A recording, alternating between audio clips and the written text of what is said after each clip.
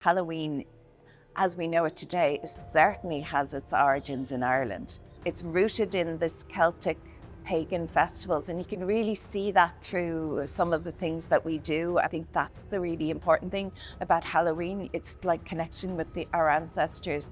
Ireland is a Celtic country, so our Celtic ancestors are very close to us. You've got a mix of the Celts, the Celtic deities and their way of life and their rituals and their religion followed the seasons. It's a Celtic New Year because they start their year now. First 6 months where the season was darkness. So now you're at the end of the lit period, and some of our traditions, like a bonfire, it's kind of like bringing light into the darkness and defying the fact that, that humankind has to survive in the darkness.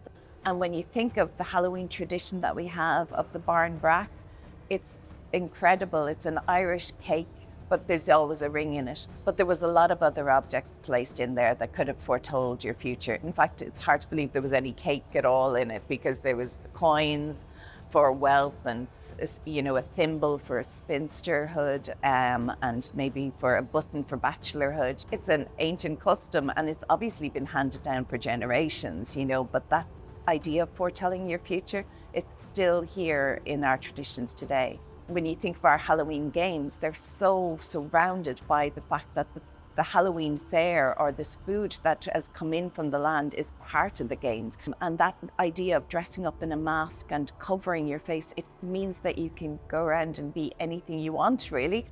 And it gives a lot of freedom to be anyone else, and you kind of can get up to mischief. And Halloween night was often known as mischief night. So first off, you're out there with your mask and you're scaring people. Could have been made of anything. They could have been made of skin. And we have one that's made out of like a rabbit skin. Pretty terrifying and pretty awful. You would not want to meet somebody on a dark road wearing this mask. So masking is very much a strong tradition. I think that's certainly an Irish tradition that's going back to much more Celtic times and our Celtic ancestors.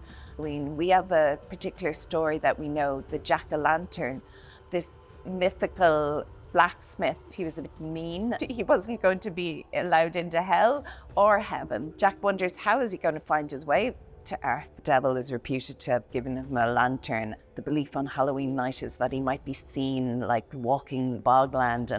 And of course, if you know that story, then you want to scare people and you'll make your own lantern. And the way to make a lantern in the past was to use turnips. The belief is that Irish emigrants would have gone to North America and they would have actually found it easier to carve other vegetables out there. And the idea now that we have pumpkin farmers in Ireland growing fields of pumpkins just for Halloween, it's like a total turnaround. I know the Puka Festival is really transformed into a massive event based on that kind of the Puka, but also on that sense of fires and deities and different, gods that the Celts would have looked to. And the idea of wearing headdresses and disguising yourself. There's no better place to be in disguise than in Ireland, because it's fun. You could get up to some mischief if you did come to Ireland for Halloween.